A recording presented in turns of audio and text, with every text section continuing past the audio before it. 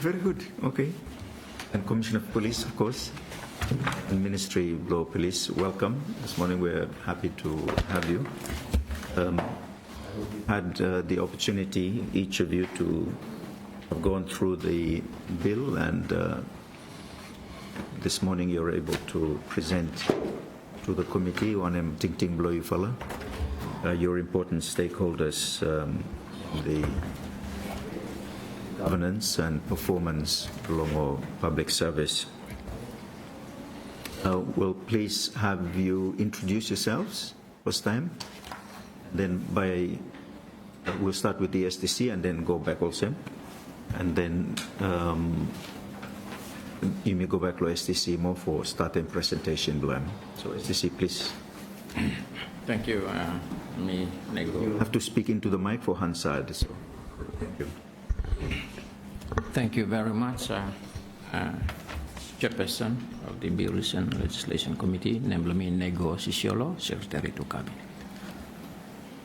Thank you, Chair. And I'm Lomi Martes Forum, me Commissioner of Correctional Service Solomon. Good morning, Chair. Name Lomi Bushid Mangau, Commissioner of Law RSIP. Good morning, Honorable Chair and Committee. Name Lomi Julia, and me Deputy Secretary of Law Corporate Services in the Ministry of Law Police. Thank you. No, I'm on no way. Go ahead, talk. Good morning, Chair and Committee. Name Lomi Hudson Mala, me RSIPF Strategic Planning and Policy Director. Thank you. Good morning, Honorable Chair. Name Lomi Liza Linma, me Chief of Staff to the Commissioner of Police. Thank you. Good morning, Chair. Name Samuel Lugara, Director HR Police. Thank you. Good morning, Chair. Name Chris, Deputy Commissioner Law Admin Law Corrections. Okay, high level one, eh? Very good, very good. Okay, well, thank you very much. Let's go to your presentations. And please, if you have, and thank you, this one blow STC, somebody.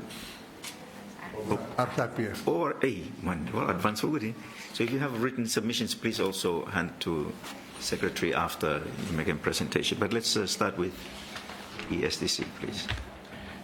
Thank you once again, Rafle Oka and Munleana. This morning, and thank you for the opportunity to come and appear before the Bills and Legislation Committee.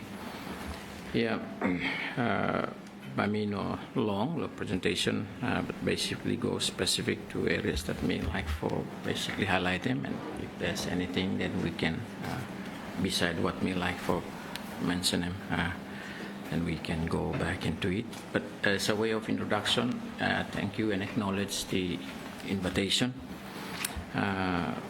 We are now deliberating or dwelling into the very important bill. In the recent past, we have, or the government, we can say the Parliament has dealt with bills to do with infrastructure, and this is on the National Building Code, and perhaps the Bills and Legislative Committee has been consulting people on the mining resource bill. So it's to do with the minerals, the roads, the buildings, and whatnot. Now we are focusing on human resource. This is a very, very important asset for the government. We are focusing at human capital. Unlike the buildings, unlike the minerals, who are not able to speak if they are unhappy, who are not able to say their emotions. No, those things are non-living things. We are now focusing on living things. Human resource, the important capital. And as we are progressing into the AI era of the modern technology, these people, I believe, to a certain extent, are irreplaceable. Yeah, irreplaceable. And so it is very important that we accord this opportunity to actually look at this bill and ensure that it is right and in the context of our community and our society. And so, for that reason, me please for come and also give him some thoughts into just a couple of areas. First area me like for focus lohem noma is on section 23, sir. Just forgive him some thinking just to make a comment on it. Section 23 is on the values of public service. These, I believe, are universal values. So, as we can see in section 23, it mentioned, I think, about 9 of the values in the public service. But interestingly, me pick him out one. Lo there, hem stop one plus separate section. Yeah, lo section 3 also. 23 subsection 3.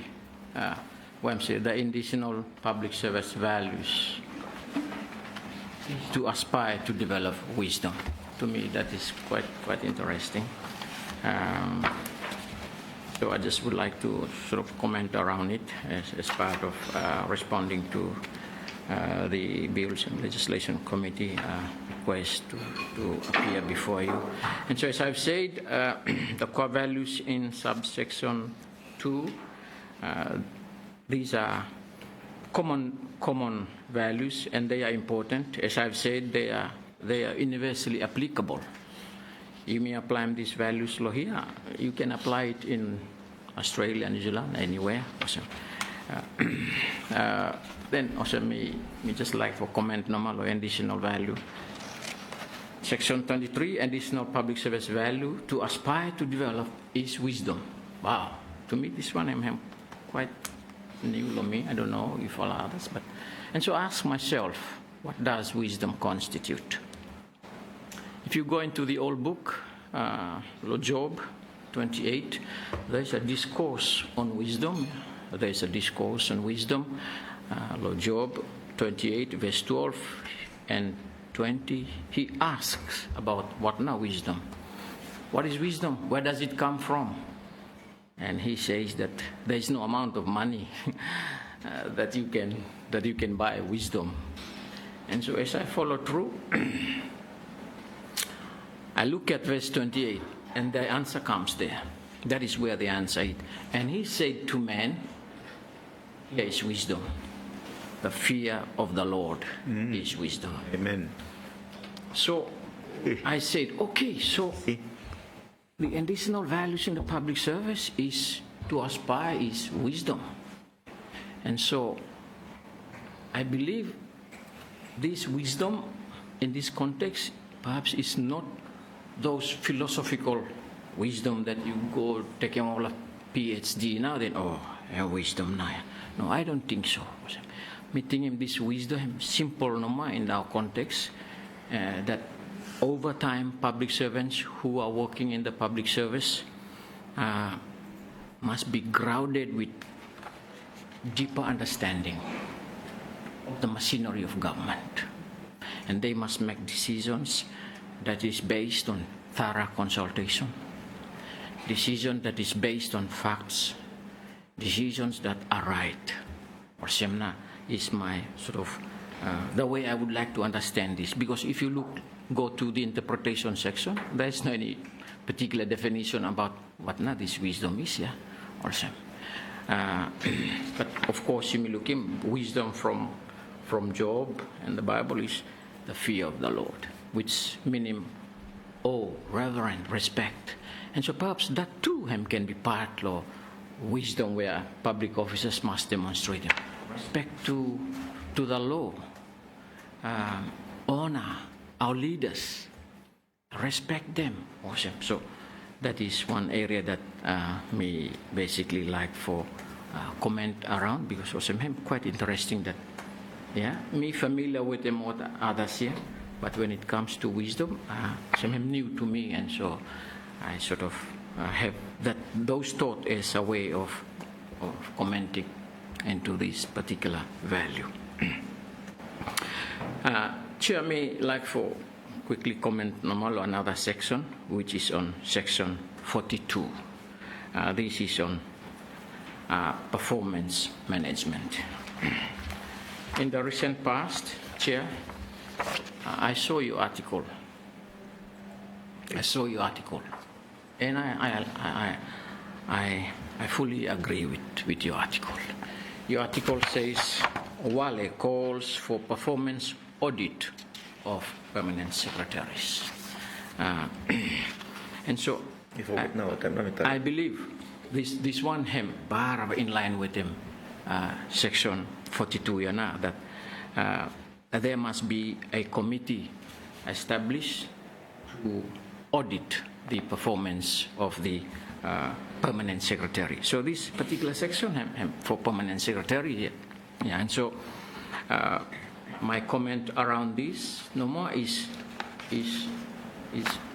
minolukim hem perhaps fleshed out law bill as to who appoints them and who is the chair and all that, but I believe it will be captured somewhere, maybe in the order or in the regulations or some so. But the point is very important. You know political appointee now, this one? No. In my understanding, in terms of who, the composition of the committee? Yeah, I'm not worried, yeah, so that is where me sort of like for comment around it. Who would constitute members of the committee? Because indeed they will make a report. They will report to the Public Service Commission. Also. And so you PS Law Public Service before when this discussion came, what was the policy intention? The policy intention is basically to assess the permanent secretaries. Initially, if I can recall, the Public Service Commission themselves will do the mechanics of it. Yeah? But then, in my understanding, they think that they do not have the resource, and so. It's that political angle, Lohem. Yeah. One of the issues we were discussing this morning with the Public Service Commission is, the contracting where happened this time. Mm-hmm. Yes, and deputies, and then Gogoran, Kasim, show Kasim this time, but the case below permanent secretaries has made permanent secretaries quite vulnerable to political interference, political influence. Some of that influence is not good in the national interest. So because they're waiting for renewal, of course, they follow the order of the political master, even when that order is not lawful or ethical or in the national interest.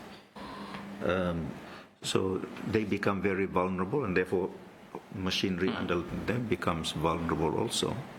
We want something that cuts a clear line.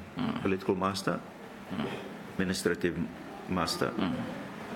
And if political master give him directive we're wrong, administrative master is duty bound to advise that no, I'm wrong, rather than him fright and for follow no because contract. So if this committee, by him made up more of one or two political appointees now by it, it may be necessary because policy political government. So they will want to be in it. So if it works, they should be in it. Problem is about politicizing. They're wanting to minimum political appointee. It's a generalization, but they take a different angle to personnel issues. Then make him permanent secretaries very vulnerable, very unstable, and that will affect delivery. So the fact that him not clearly here worries us. This is going to be one area we're going to make a recommendation to him. There must be an amendment to both set the scope and to place some discipline on the composition of him. But anyway, go ahead. Yeah, so the fact that Baham Sidan law, as it is provided for in the draft or in the bill, Sidan law, Office of the Prime Minister already political. There will be surely elements of influence from the political. And perhaps, this one, the way I gathered in my discussion with MPS is there might be, in terms of the composition, there may be people from constitutional post holders level, like say maybe could be the ombudsman. Just an example, because we have to identify who, unlike the board, the training board, it's clearly identified who constitutes the training board. But here I'm not clear. So, but I believe it would be those at the SS5 level. And so the political appointees, none of them are at SS5 level also, because you cannot have SS4 assessing up another SS4. That is, in my view. So it is something that perhaps you will have to consider and then perhaps make some kind of recommendations. As I've said earlier, one mechanism is MC Downlaw Publishers Commission, but that is the initial sort of policy thinking. But maybe because they think they do not have the resource. But if government redirects the resource that sits in the office of the Prime Minister and sort of redirected to the Commission, then perhaps that will be a way of managing that political influence. So what you're saying is this performance review committee would be better housed with the Commission, Public Service Commission. That would gives it arm's length. That is my view, and in my understanding with some of the Public Service Commission jurisdictions, like New Zealand and Samoa, it sits in the Public Service Commission. So, thank you. That's a good recommendation. So, so that is basically what I would like to comment around, because it's not yet clear. But the fact that the intention to manage the performance of PSS, well and good. It's a good one, and it is important that we provide clear, objective performance assessment report beside whatever politicians would like to do or say regarding the PS, but at least there's a clear, objective performance report. Thank you. I'll move on to another area that perhaps involves the Secretary to the Cabinet, and that is on Section 76. So it is basically the training board, which is the Secretary to the Cabinet, is a member too. This is a very, as I would like to say that this is a very good policy intention in the form of that will become an act. But one important is so you drum line lo here na the authority to issue scholarship is of course the Ministry of Education through the SAITESA. But here also the employer can basically identify people that go training and on what areas. So my comment normal would be it is important that public service clearly provide them the training needs area based on our developmental needs. So we have such a thing? I mean, this is good. Yes. Ministry yesterday raising their frustration with the NT or SAITESA portal. So the ministry is caught on the back foot because everything online, SAITESA. Public servants are applying directly to SAITESA, then time or shortlist him, or just give him go back to ministry. Ministry check, hey, mana probationate, may apply now, or mana suspended, may apply, or kinds of. So this is good. It takes care of that. Exactly. But it is one thing to take care of it. It is another. This assumes that there would be some planning data or documents that will enable this committee to make informed decisions. One of those is, regular updated study to see levels of need in the economy, in society, and of course in the public service itself to meet those. Do we have that kind of data? I'm not robust, like I'm not really updated, and also usually it comes from the Ministry of National Development Planning. That data or that information about what areas that emanating people for study lohem or for going to it also.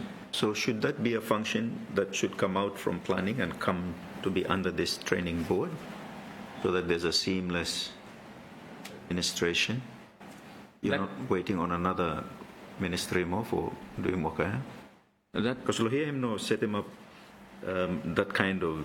I mean, you could do it perhaps by regulation, but it doesn't go into what information now about what they consider who now by supplying that information. Exactly. How is it going to be resourced? Then just talk about the committee itself no more and finish function blame. Yeah. So in law practice, that for information developed by or gathered, collected by the Ministry of National Planning.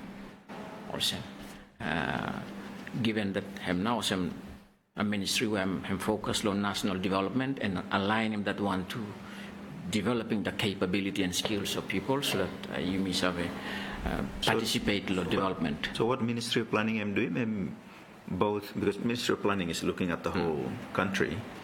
But then come up with an opportunity list here. Right.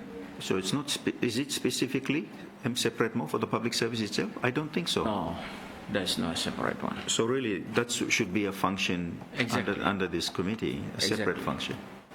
Exactly. Where also as an employer, I'm looking for him go. Yes. What na policy block government and what na areas of training needs that him by like a workforce blow him for on top blow him. And so that him should be the way me look him go now. And in other public service jurisdictions, as I've said, public service blow some more because of quite advanced. So maybe because of small size blow but and the level of the capability. It is housed in the Public Service Commission. You may call it Minister of Public Service. What a Public Service Commission no more also. Oh, yeah. Yeah. Yeah. Awesome. You mean similar to Fiji. Fiji got a Public Service Ministry, then Public Service Commission. Also. What was good though? What same to I think? It could be, quite bureaucratic too, like also no more you may also. But in my view, if it is housed in the Ministry of Public Service, but of course there can be collaboration between planning and public services. But the data itself, I'm sit down law ministry now. Also. And that is where the board will be directly informed. The chairman of the board, who is the PS for Public Service, I'm directly informed about those data now. Also. So, I don't need to ask him go malo colleague PS or him. So that is basically my view. And in terms of managing it from public service to the Minister of Education, it is those ones that are being endorsed here now. Apply law in service category, law public service, law online also. No anyone more for apply online. Oh, these ones because we really need to manage this workforce, who is going to on training, because as you know, they will be on 50% salary. So they will be still government employees anyway also. And maybe no need for apply online too. I mean, you're just duplicating the process. If you will a committee accept them or not, they should be applying to you. Right. And so that's another way of doing it. Yeah. Basically, direct recommendation to the to confirm from the public service. These ones now also, and then allow and let the ministry deal with the in-service one. Sorry, pre-service. Pre-service.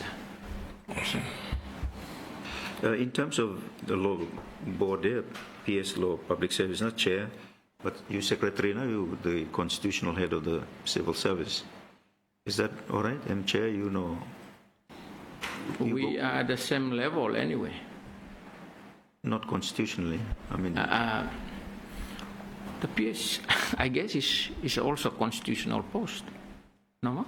All permanent secretaries in that regard, all but permanent in terms of responsibility for the machinery of government, the administrative machinery, as to see now. the administrative machinery I'm different. The level I'm different. Small something, no, but hemorrhage, you know. Well, I don't mind. Let's walk away. Gaman hemi give him and obligate him for that position for him involve him as an individual occupying that current office.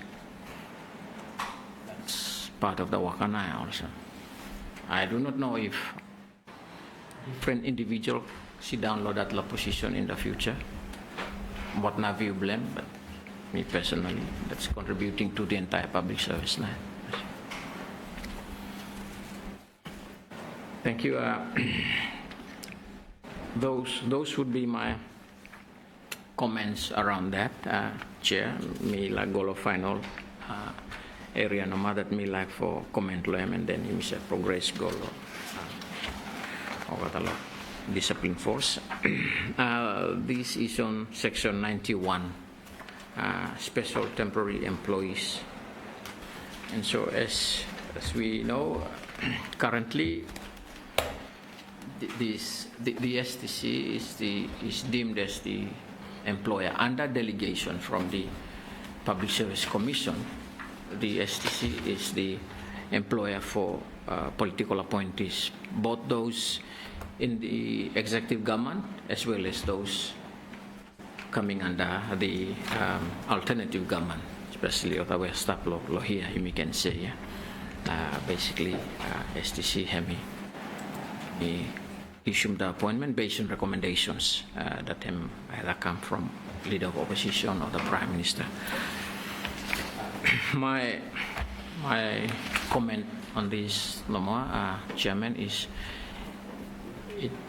it would be good administratively for the government to have a clear structure, organization structure, and also fixed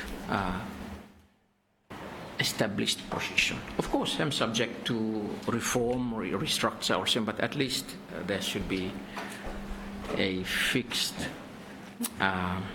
established position budgeted for that by me guide them the STC in terms of making the decision when recommendations so come, oh, me like him this one, so for appointed, this one goes on, so.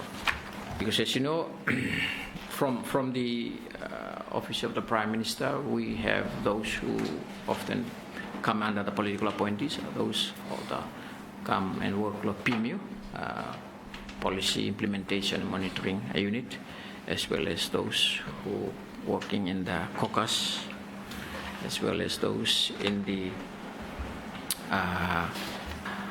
who are secretariat to the cabinet subcommittees. Now, usually the number of cabinet subcommittee is unpredictable. It's based on whatever arises, whatever issues, then by the government members. Oh, let us establish another subcommittee, and therefore we'll need additional political appointee. So, in those, but those need not necessarily be political appointees. They could be public servants. Three lots of subcommittees. Yes. It depends. Can be public officers, public servants, but from experience, no one mentors them. Sometimes, usually political appointees or some. So sometimes we will be looking for savings on our position then come or some. Yeah? So my comment would be there should be a fixed establishment structure, just like we do with other positions in the normal public service, so that I'm really guide them the secretary to cabinet to make a decision, or either for provide them go back advice. Oh, we've exhausted our positions, and so maybe we restructure ourselves, and then we basically review the existing job description for political appointees, and then you may reassign him what that role kind or some by good. It would be helpful to us if you, in writing, that is a very useful and sensible recommendation. Be useful if you can give us what a scheme would look like, a structure, how many should be law Prime Minister's office and how many should be law office below opposition. And so when leaders are going into those offices, they know the number of people who get survey employment. If, of course, they need more, they'll have to make the case for more. Exactly. Yeah. But employees takaman we not do any work. What subcommittees? I'm not sure which ones now work productive, which ones are not. It's hard to assess. It's performance below because they're political and no one like for Tasi Mogeta no say. But it's a drain on public resources. So perhaps do that. Yes, I have my notes here, and I'll just basically capture them and click to the secretariat team. Yes. But I mean, in terms even of number.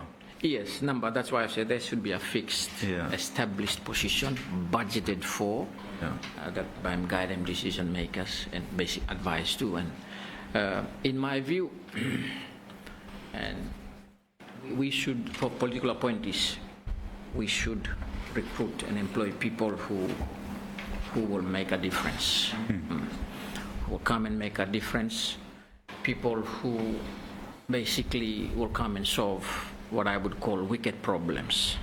One of the example of wicked problems is say auto road blame. How na ba resolve them? So to make a difference other than paper pushers more, because we have a lot of paper pushers already, come for make them new thing now. Like for example, setting commercial laboratory work. Awesome. So scientists them come and them do another work. Awesome. How na for him revive him so many airlines. So economists, engineers. Awesome. Your government am looking policy blame. This is where we needed people. Awesome. Other than with due respect, awesome. Support us lot politicians blame me or take him come. Awesome. So I make this comment looking for the greater good of how now you mean. Of course, yeah. Important. Awesome. I mean, a prime minister, for example, will need good advice, good policy advice, and the normal civil service advice comes through machinery, through permanent secretary, and then in cabinet through the minister. So that's one route. And the other is, of course, what people surrounding him. And so they should be able to give good policy advice, either bouncing off what the machinery of government doing in implementing priority block government, which means they know what they're talking about. The problem is we tend to employ political appointees who have absolutely no idea. Local issue, then they become a burden to the public purse more now. So I think I'm good for tidy them up. And, calling them special temporary employees here for what year? Political appointees. So we know the kind of animal we're talking about. Then define them clearly that they serve at the pleasure of the political government or the prime minister or something or say. That way, issues of contracting him clear also. It gives you a firm hand. But cannot overstate him. So perhaps include that in your written submission. Thank you, Chairman. Yes, in terms of the position title, special temporary employees, I'll leave it to you what now you might like for recommending. But I guess this title was borrowed from the special temporary employee rules 2010, I think. Yeah. So it borrowed from there and out, put him come inside law. So but you come up with him another alternative name. It's up to the committee for look him. But and I'm good if we come up with one for the right terminology for and title him na name below that. So Chairman, those would be things that or some specific things that may like for sort of highlight them nama. In terms of general comment, I would like to highlight the fact that the code of conduct, I see that it's a big improvement that we sort of pull it out from the some code of conduct that hemlele all about law de anoma you can say then you sit down and law bill. To me that's a great improvement so that it has something it it is seen as something that public officers are obligated to actually demonstrate. So to me, that would be some general comment for say that about good improvement law, this bill, the code of conduct, because as you know, the attitudes and behaviors and conduct of public officers maybe need to be really governed and enforced also. And this one by making public officers, public service, PS, himself able to pin him down straight now. Whoever might behave contrary to this also in terms of discipline. So that would be a good improvement on this one. With those general specific comments and general remarks, I may like to say thank you and let me come back to you. Thank you. Thank you, SDC. Commissioner for Correction Services.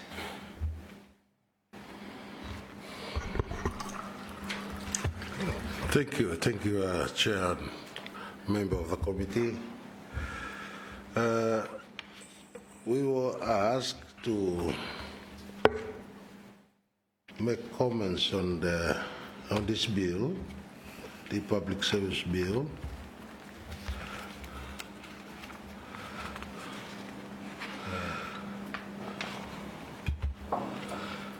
On section 124, and yes, okay, I think that's this. By way of opening remarks, thank you, Chair and Committee, for the opportunity to present CSI submission. And note that CSI support the bill, objective of strengthening the public service governance. Emphasis that CSI concern focus on protecting the operational independence as provided under the Constitution, Section 123 and CSI Act 2007. There's some key issues of highlight on Clause 5 in relationship with other laws.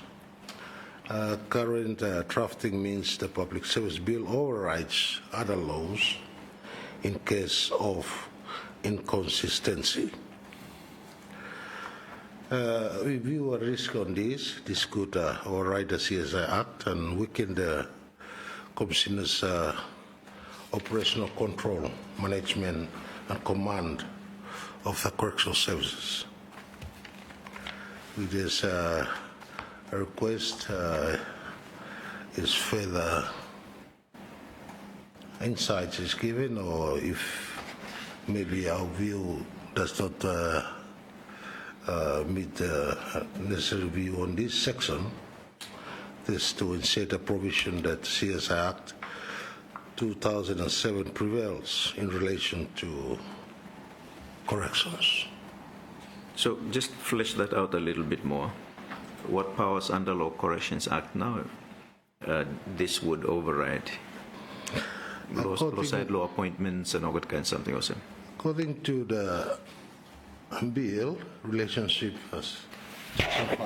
Section 5, Part 1, relationship with other laws, where it reads, where provision of another law other than the Constitution is inconsistent with the provision of this Act, the latter shall prevail, and the former shall, to the extent of the inconsistency, be invalid. Yeah, so I get that, but what law, you worry about law, inside Law Corrections Act itself? What now is at risk of being overridden by this bill? If come that analysis? Thank you, Chair. In the case where some of our standing orders were come under the Act, that not in consistence with this, that will be overridden, that will be affect the operation. Okay, I want you to do a further presentation, written presentation, perhaps get some legal advice, point him out where now you will think him at risk law, current act and regulations level, and your conduct, your practice at the moment, where now you think him by him run afoul of this fella clause 5 here, so that it gives us a little bit more detailed information, or fear blue, so that we know that your fear is justified. Yeah, okay, thank you. Okay. Yeah, continue. Clause 6, the interpretation. Ensure the bill does not give additional powers to the Police and Correctional Service Commission beyond the Constitution. Oh no, I think in here there's clarity with the CSI officers. Disregard my first statement there. Clarity whether CSI officers are included as employees under the bill.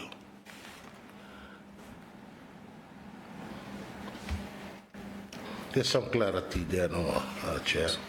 I mean, they are included because definition of commission, including Public Service Commission, Judicial Legal Services Commission, and then you file Police and Correctional Services Commission. So everyone under triple commissions here, included. or public officers now, believe cover me for everyone. Okay. Teaching service now, no more. Okay, thank you. Thank you, Chair. Well, I don't know. I mean, is that, you worried about that? Yeah, otherwise but if the commission where it's under, the police is covered, then that should be addressed there. No, would you like you all separate? Not covered by this bill? You want to be outside of the bill? Is that what you're advocating, or? Well, think about it. Yeah, I think if you do want that, you need to justify to us why you think that, Oketa, where under law commission blue files should be not roped in under the bill. If that's the argument you're making, make a case for it, justify it.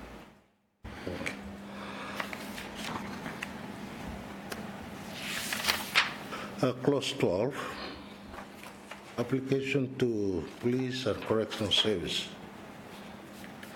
The bill and explanatory memorandum are inconsistent. It is to clarify which is correct.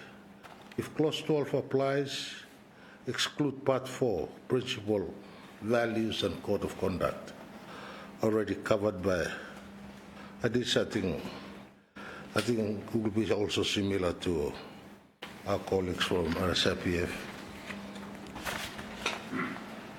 Okay, again, you'll need to flesh that out a little bit more. Eh? Are you saying that these principles, values, and code of conduct are inconsistent with your act and regulations, and therefore Part 4 you should be exempt from Part 4? Is that your argument? That seems to me what you're saying. And then make the case why that should be. I mean, the principles law here, public service principles, administration management principle. I'm explaining what. Me looking more, nothing no more. Wrong line. I mean, very general enough that should apply to. Yeah. We have already covered in our act. It's already in the act. Yes. So it will not clash. It will not clash. Also, I'm repeating no more. Yeah. Oh, I'm right. Yeah. It's for affirmation. Okay. You almost make sure of him. Also, no more. Eh? Okay. Go ahead, Commissioner.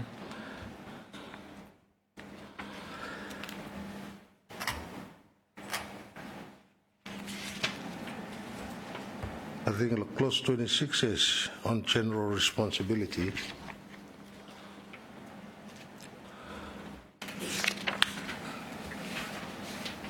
This recommend a clause confirming that CSI Act prevail where there is inconsistency.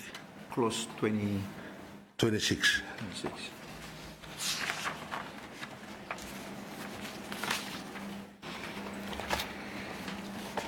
Again, it's general.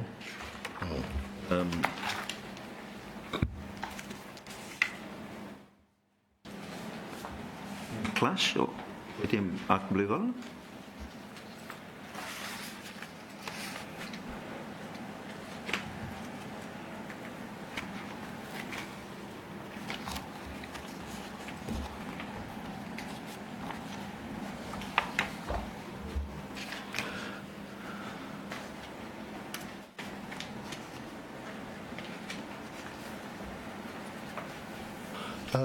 think,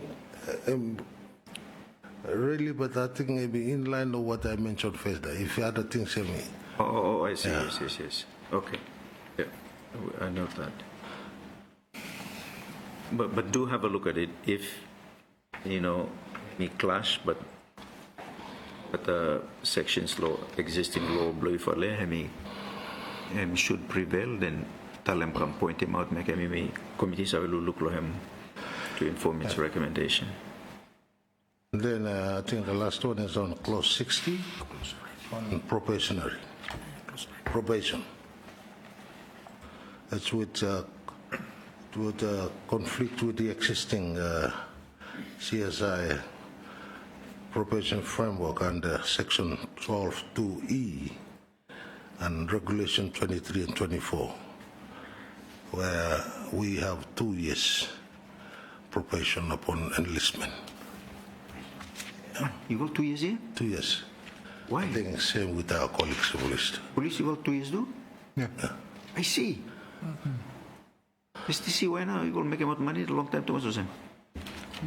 That would be different from promotion 6 months. Yeah, it was covered under our regulation. 2 years seems an unreasonably long time. That depends very much on the competency assessment after the retentions and if they see fit. But there are others where slow learners by out completing 2 years, others by outside completing probation board instead 6 months. That depends very much on the. It should just be 6 months. Even 6 months is long. Come on, this is unreasonable. You employ people, get them to work. 6 months, you survey whether they're up to it or not. We have their probationary report submitted in a time frame to meet their competencies. Yeah, but that one, because you all got them 2 years and no more, you also submit for long 2 years. No, this is unreasonably long. My karage.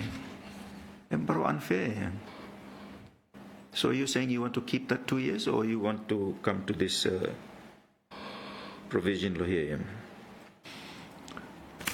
Trial probation. At the moment, This may override your 2 years. yes. That we want to keep it. You want to keep your 2 years? Yes. You're a cruel man. Aye. Because that's much how we operate. Okay. That's how we operate. We have various duty and we have to make these officers competency on various role we have in the organization, especially on the basic operation.